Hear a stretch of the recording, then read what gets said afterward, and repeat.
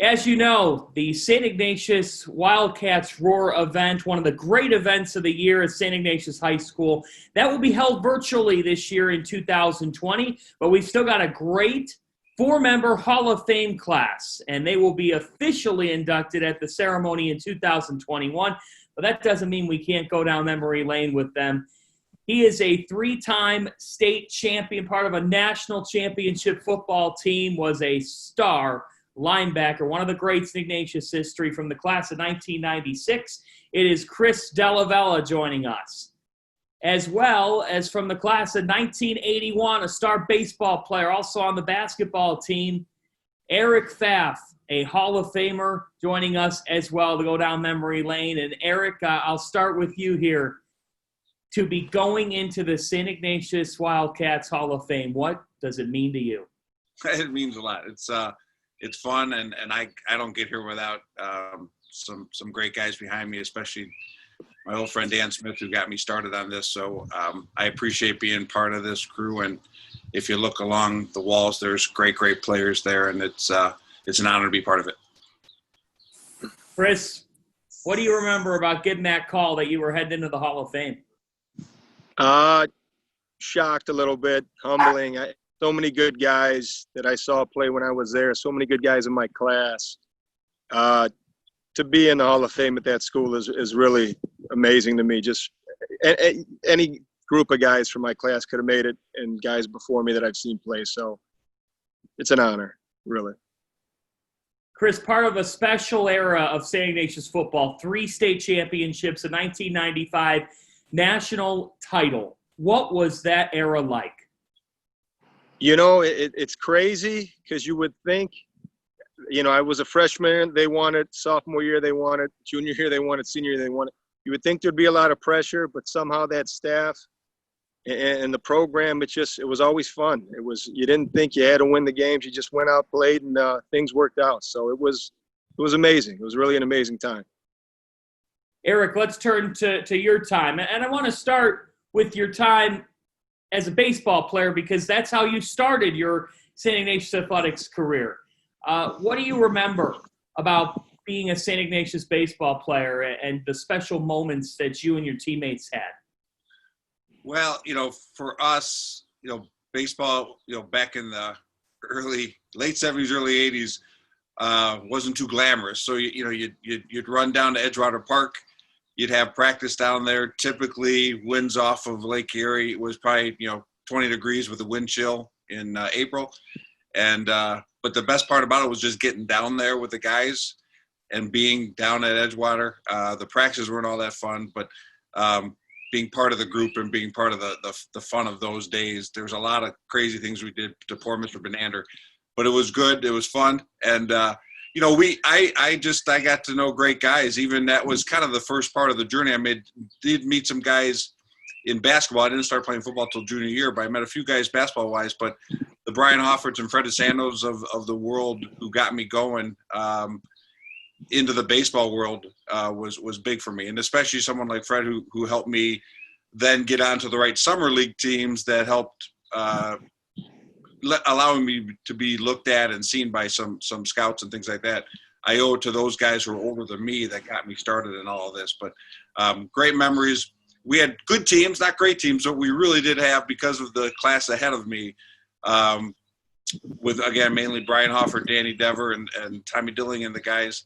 Those guys were real good. And so we had a nice couple of years as we played in those times. Joining football later, what do you remember just about that process, and how did your St. Ignatius football experience help you to grow even more as a Wildcat? Football was really important. Baseball helped me get into college, but football was the mainstay. I was so lucky to jump in junior year. I had, again, guys on the team. Really, it was Brian Hofford who kind of probably convinced some coaches to say, hey, give him a shot. And it was just basically try to use some of my athletic ability just to try to get on the field. And then I wouldn't have really gotten going if it wasn't for Mr. Parrish, who was a history teacher. He was a coach, and he just said, Eric, I'll tell you what, I'll help you. I'll tutor you in history if you jump out and give it a shot in football.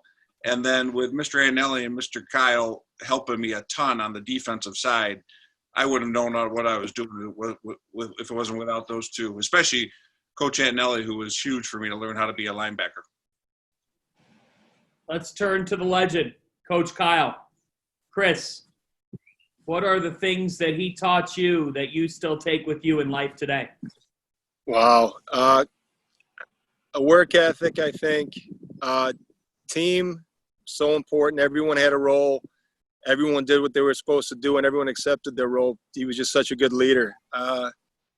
And I think he kept the game fun. I love playing football. I think the best compliment I could ever give Coach Kyle is just to say, I loved every second I had there. I loved the game of football. I loved playing for him. I loved the practices. I loved my teammates.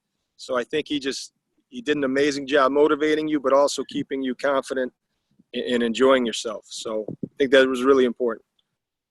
Eric, what about you? Chris said it really well. I even though, again, I played baseball in college, nothing even in college came close to playing football with Coach Cal coaching. He coached me. Now, back in my day, he wasn't the head coach yet, but he was a young guy. He's probably 26, 28 years old, running the defense, and he made it very fun. It was just such an enjoyable time, and I used those days of the motivation and what I learned on the football field with Coach Kyle. I really learned them. It really helped me to be a solid baseball player.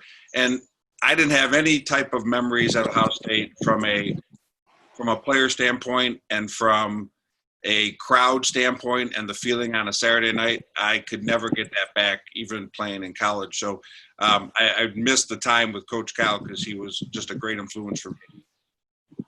Eric, we'll stick with you here because you talked about Coach Antonelli. And Tony has submitted a question here for you today.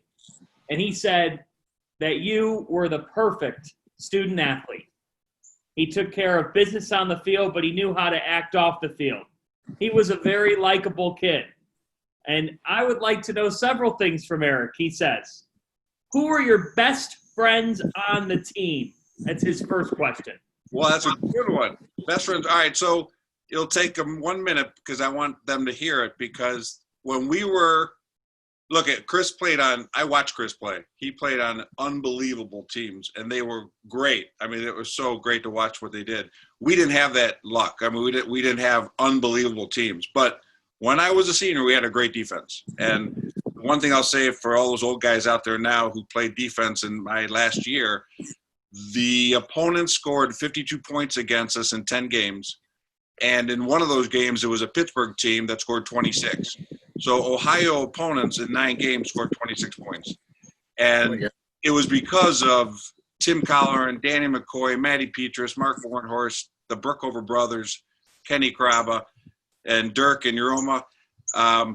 That team was really good defensively, and it was because of Coach Cal and Coach Antonelli. So those were probably the favorite guys. And when I was a junior, we had more of a stud team because we had guys like Timmy Ryan and Fred DeSanto and Joey Boehm on the offense. But Brian Hoffer was one of my all-time favorites just because every time I missed a tackle, he always cleaned up and made me look good. I never really got too screwed up as a junior just because Brian saved me all the time. That's some awesome stuff. We've also got a question for Coach Antonelli for you, Chris. And first, his message is Chris was built in to be a middle linebacker, and ain't that the truth? He said he had good size, strength, speed, and quickness, and was very football smart. And then he said, how prepared were you when you went to play college football? Extremely. You know, Coach Antonelli taught me so much while I was there, and he had such a passion for the game that I think it carried over when I got to college. I just was ready. I mean, the schemes they ran at Ignatius, the practices, the coaching, Marty Einen, a guy who ran a strength program there that really had you ready when you got to college. And I think, you know, Ignatius almost spoiled you because you're so used to winning. When I was there, the college became a little different because you can't keep that success up. But I was definitely ready for the next level with those coaches. You heading to Bowling Green, Eric? Bowling Green. Yep. Eric heading to Ohio State to play baseball. It's very cool to hear about the way Ignatius prepared you. And I think that this also goes beyond the field in respective ways, right, Eric? Let's turn to the opportunity you had each day from 8 to 3 as a student. What did you see, academically, even though it went beyond 8 to 3, we all know that translated then when you hit the athletic fields? It did, good point about after 8 to 3, because I still remember vividly just sobbing as a freshman at about 10 o'clock at night to my mom. Like, I'll never make it. I'm so stupid. And so I just figured this is not going to last very long. But, I got a lot of help from great teachers. And Father Stiles was my all-time, favorite teacher. But Father Welsh was there all the time, helping us, guiding us. He was just a great president and really, really visible and you could always get in to see him and talk to him. But the school part, that's two things about Ignatius. One, getting down there, getting out of the bubble that we live in here on the west side, or anybody traveling in. You get out of your bubble, you get down into St. Ignatius, and now that's where it all begins. The learning really begins as you meet all these great guys coming from all over the area. And then once you're in school, we had just great teachers. And once I got to Ohio State, in fact, I still can remember I used the exact same paper, Father Stiles, I think it's Father Stiles' class, the same paper I used senior year, I used as a freshman at Ignatius. I'm sorry, at Ohio State. And at Ignatius, I got the exact same paper. At Ignatius, I got a B+. At Ohio State, I got an A-. So right off the bat, I could tell, all right, I'm pretty well prepared for this. And it really wasn't as much about the true academic side as much as it was about being prepared, whether it be for baseball or for academics, especially from the academic side, totally prepared as far as just getting ready for class and knowing what to do and how to act and how to get my work done. Chris, how would you define your Ignatius academic experience, some of those favorite classes, teachers?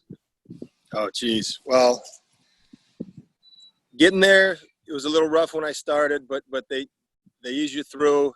They show you how to prepare, how to study, and you learn how to maximize. Playing sports there, you learn you got to make every second count. So it helped a lot getting out.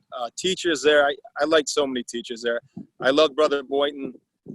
I had Coach Kyle. I loved having him.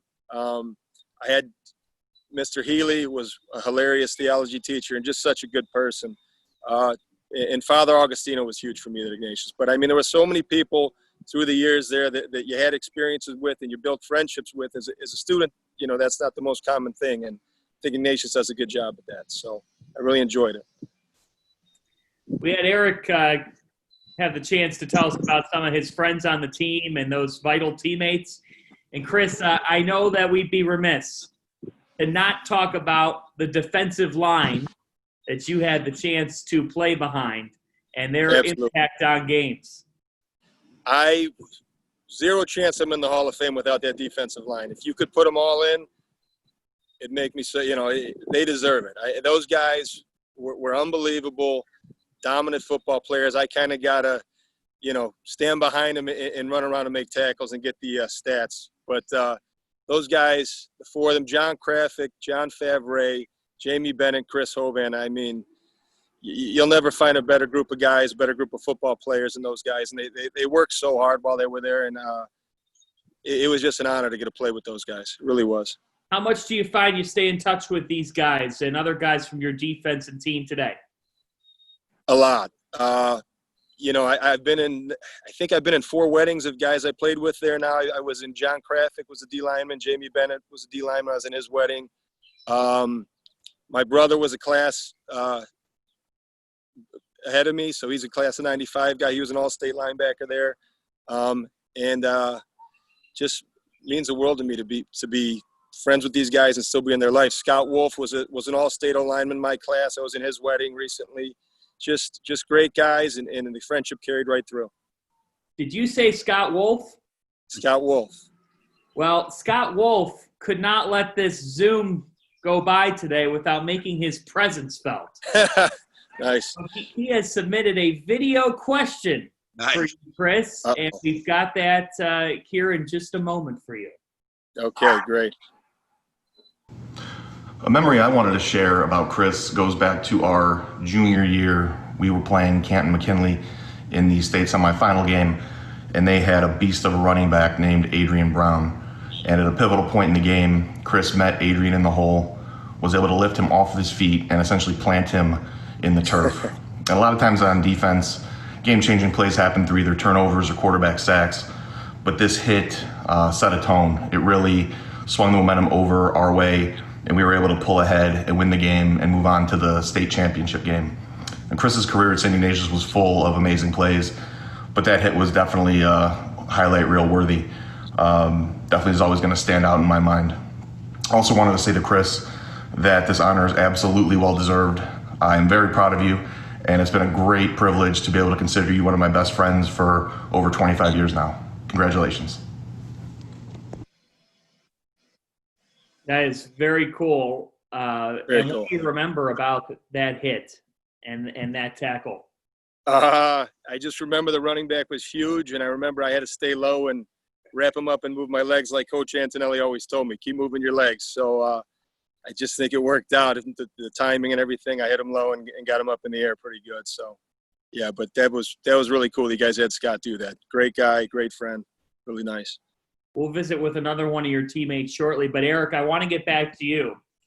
And I think it's awesome that you've gone back to St. Ignatius and have had the experience of being a coach in the baseball program. And our next question comes from Dan Smith, your classmate from 1981. And Dan asks, what made you come back to St. Ignatius to coach baseball? Well, what made me come back is I thought I was actually going to lend a hand. I found out that there was a dentist who was the head coach of the team, and so I thought, well, this team can't be very good if some dentist is going to be coaching them, so I better get in there and help out. And so I showed up, and Mr. Gabor was nice enough to say, yeah, go ahead and you can sit in on this meeting. They're having a baseball meeting. And then it was a guy named Steve Cook, Jim Perhavoc, Jim Miller, Ronnie Krause. They're all in this room, and I started listening to them. They knew more about baseball than I could ever imagine. So I went there thinking I might be able to help, and in the end, all I ended up doing is basically, hitting some fungos to the guys and making a comment every once in a while. So that's why I thought it was going to actually help. But that was just a great group. I mean, the knowledge out of that group, especially run by Steve Cook, was great. Jimmy Miller was an Ignatius guy from the late 80s, pitched in the Reds organization. He was running the pitching. So it was just a great crew of people. And so in the end, I added a little bit of value, but for the most part, it was just me thinking I could help more than I ended up doing. That idea of ties of new days from the old, how cool was that to be a coach and to see guys that what it's like to be in their shoes when they're in high school and they're handling the academic rigor. They're also trying to do their very best on the baseball team. And just what was that like for you to be able to interact with them? It was a lot of fun. It was great. And I was able to come back and help out. I could see Coach Cal doing his thing with the track guys. I was able to get around some of the coaches, Mr. Arthur, some of the guys that were around my time still there. And it was fun seeing the kids. I could help a little bit as far as just answer some of their questions and try to help them through those times of being 17 and 18 and getting through Ignatius. And then also I was trying to see if I could write letters to different coaches from around Ohio that I knew in college to try to get some of the guys into the next level so they could have a college experience also. So it was a lot of fun, and we had a lot of fun trips with this team. And it was a good group of kids from probably right around when Chris was playing. It was probably 95, 96, all the way through about 2000. It was a good time. Eric, have you been able to keep up with the baseball program here with the recent success they've had and a state championship moment that was just a coronation for Coach Gaynor and his program? Yeah, that was fun. I was around the program a little bit more. I haven't really been around it the last 5 years, but gotten to know Brad well and his staff, Mark Turlip and Johnny Whalen and even Matty Cada, who was a great player, all helped out.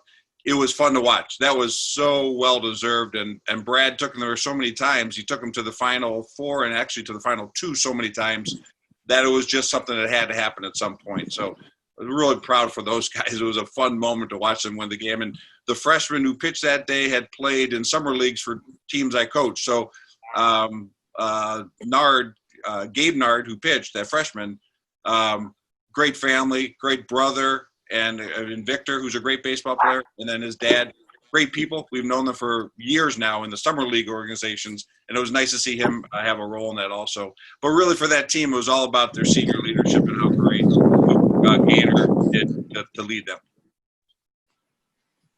All right, Chris, we've got another video submission for you, and it comes from Jamie Bennett. Uh-oh. Here we go. I believe every student that comes to Ignatius has or envisions themselves doing great things. And back when we were in school, we all had these thoughts that we'd be state champions, national champions. So I have to wonder, when you were in 8th grade with an older brother already, Ignatius, who was working hard and doing well on the freshman football team, how did you prepare? How did you get ready for becoming a freshman football player at Ignatius? It sounds like, one would think you have to work very hard for a Hall of Fame career. And I think people out there would be curious for their own children when those kids are in 8th grade. How do you take that step from being an 8th grader to starting a journey to becoming a state champion, an all-state football player, and a St. Ignatius Hall of Famer? Thanks, Chris. See, I know where he's going with this. He lived down the street from me, and our dads told us, you guys better get in shape this summer. And they'd have us go for runs together, and we'd make it about half a mile, and then we kind of just walk the rest of the way. We didn't learn the Ignatius way yet, so he's kind of razzing me a little bit there, I think. But yeah, I think getting to Ignatius taught me a lot about hard work, what you got to do to get to where you want to get to. So I think 8th grade, I didn't have that all figured out yet. That whole experience, you guys have alluded to it a little bit, but Chris, when you first got onto campus to the time that you walk that graduation stage and get your diploma, how would you categorize that transformation that goes on throughout those 4 years in academics, athletics, and beyond? It's unbelievable because you get there, academics are a little overwhelming at first, but they help you through it. I got to football practice. I think there was 110 kids on the team. The first day, there might have been 12 kids trying out for the same position I was, and they could all play. So you're just worried about playing. You want to make the team and play. And to make your way to by the time you're a senior, to have been on 3 state championship teams, to have had the education you have, to have the spiritual journey you have, it's amazing. I mean, because you get there and you're kind of like a deer in headlights, and you come out and you feel like, you're more of a man. You've accomplished a lot of things and you've learned a lot of things. So a great experience, really. When you win 3 titles, I know that every player and coach always says in sports, well, it's like picking your kids. You don't like one more than the other. But Correct. how are each of the 3 different?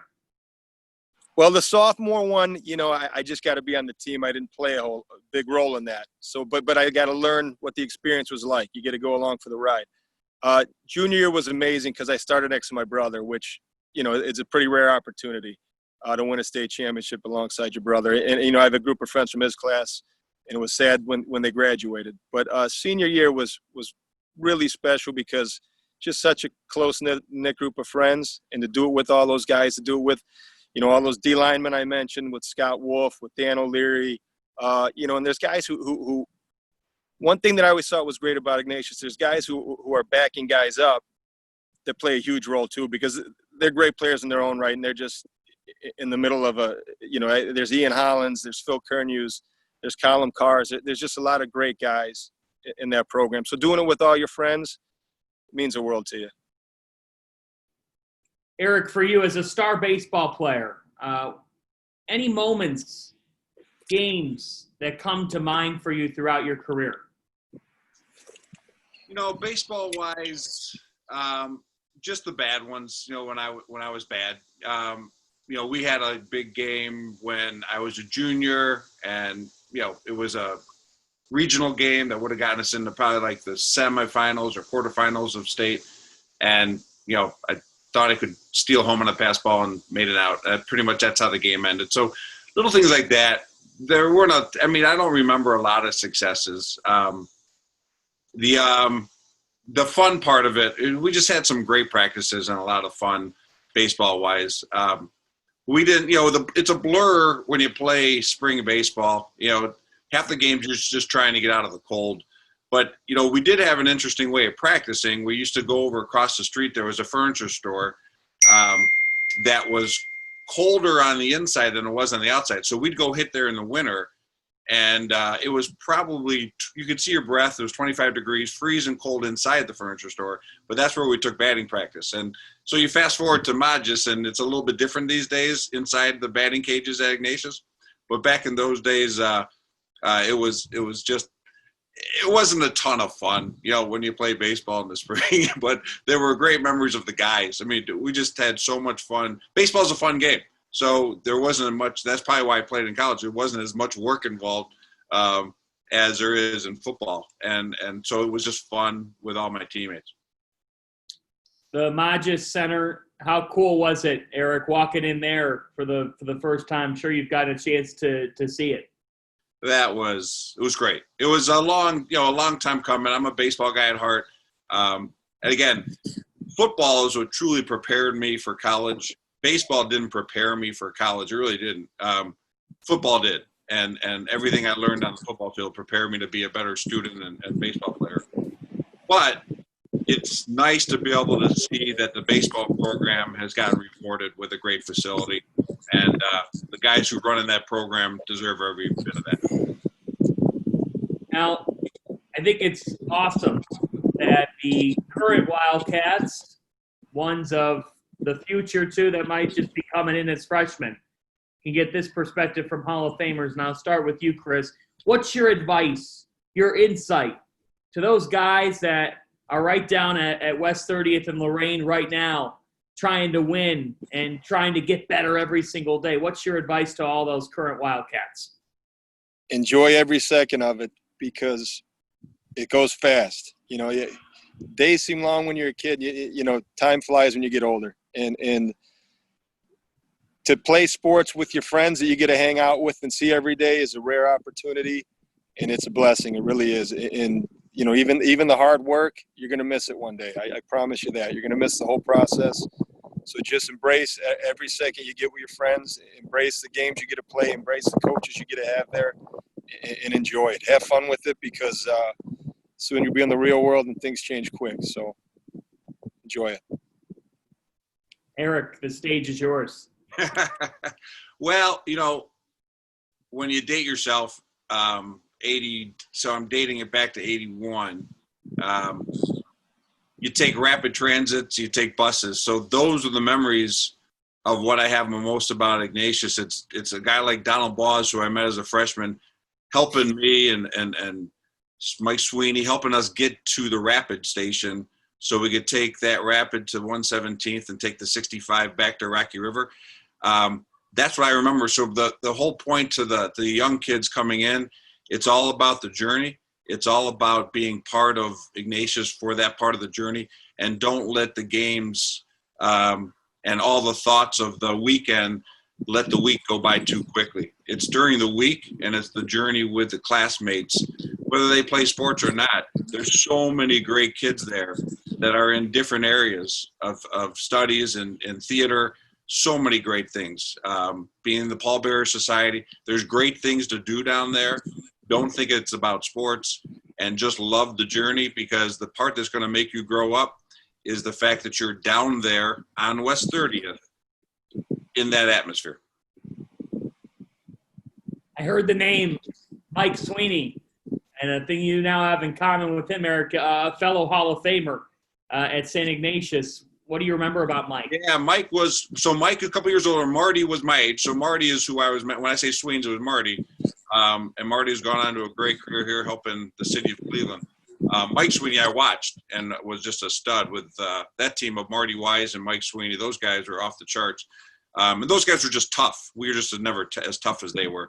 But Marty Sweeney was like a gnat that just would never let go. It just wouldn't go away. You just wanted to kind of swipe it.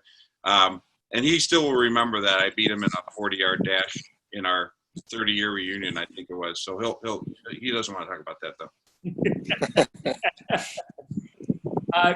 Chris, when you think about the period of greatness that you put together, and you've reflected on it a ton here, but those were just some glory days for St. Ignatius football. What is your message to the Wildcat football community? Wow. Those days were great. I guess the message I would give is that was a special time in history, I think. It was a time where, everything was going well, and an accomplishment that when I look back at it, even if you had a lot of talent, even if you have those great coaches, to win 5 state titles in a row is something that's it's amazing. It's an amazing accomplishment, and just something that everyone who was a part of that should be really proud of. I mean, every player that played there, every player that plays there now, it's a special place, and it's a special place for a reason. It's a great run program by those coaches. So.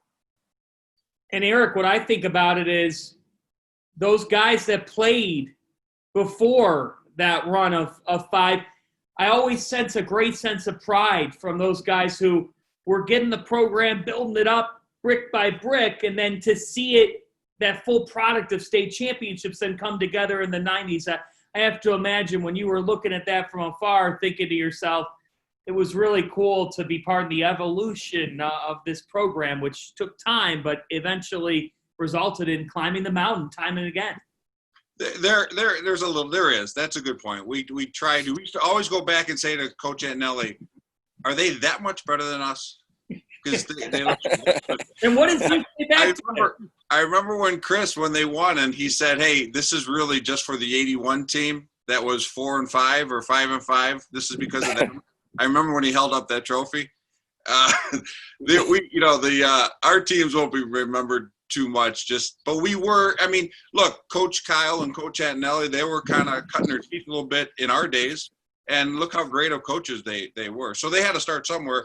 But it wasn't because of us. It's just because they're great at what they do. But we always sat back and we went to a reunion, and we would try to even say, are we even close? Look, these guys are studs, winning state championships. And I think back in our day, we probably worked at it off the field less than the guys did in Chris's days and beyond.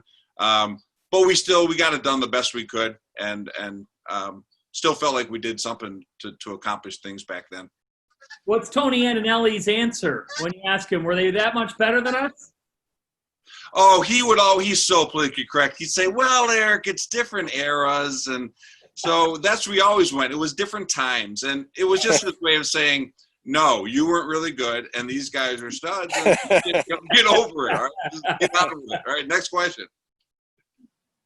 Then that's who Tony was. You both have talked about his passion. That's who he is. His passion on the field, and just the nicest guy. Not that he wasn't nice on the field, but he taught people the values of sport and life, and his passion infectious, and just the nicest guy whenever you encounter him. But and great wives, Pat and Jean and Pat are great ladies. Yeah, so they are. They're great people. Absolutely. Well, gentlemen, this has been awesome, and I want to thank both of you, Eric and Chris, and congratulate you on heading into the St. Ignatius Wildcats Hall of Fame, because you two, just over the last half hour and change, it's easy to see why you're both Hall of Fame material. So congratulations. Thank you, John, very much. Absolutely. And we want to thank all of you, Wildcats, for watching this and to support the future of St. Ignatius Athletics today during this virtual Wildcats Roar. Please visit www.ignatius.edu/Wildcats Roar to make a gift to the Father Sullivan Fund for Athletics. The Sullivan Fund is named in honor of the late Reverend William A. Sullivan, a Jesuit who was a fantastic faculty member and athletic administrator at St. Ignatius High School.